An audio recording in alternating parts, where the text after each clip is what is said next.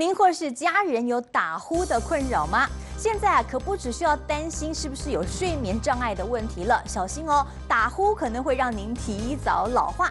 原来打呼不但会造成体内缺氧，而且还会生成老化的重要因子自由基。长期下来，外表竟然可能比实际年龄老个5到10岁。因此啊，这好好睡个美容觉，这句话还真有点医学根据。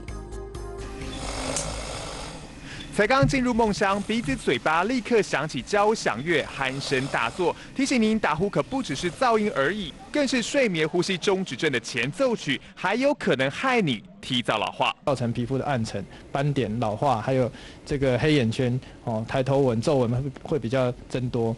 不止外表看上去会比实际年龄老个5到10岁，其他的重要器官像是心脏、肝脏、脑部等等都会提前老化，这全都和睡觉呼吸中止症所产生的缺氧情况和自由基增多有关系。上呼吸道塌陷、缺氧，又会突然惊醒过来。那惊醒过来，这个氧气又突然的这个灌流到身体的各个组织上面的话，那就会造成一些自由基的产生。 舌根比较肥厚，软腭也比较肥厚。想要避免老化、解决打鼾问题，得先从睡眠呼吸中止症开始治疗起。毕竟只要睡个美容觉，可是比医美整形还有效。记者彭志宇、陈玄白综合报道。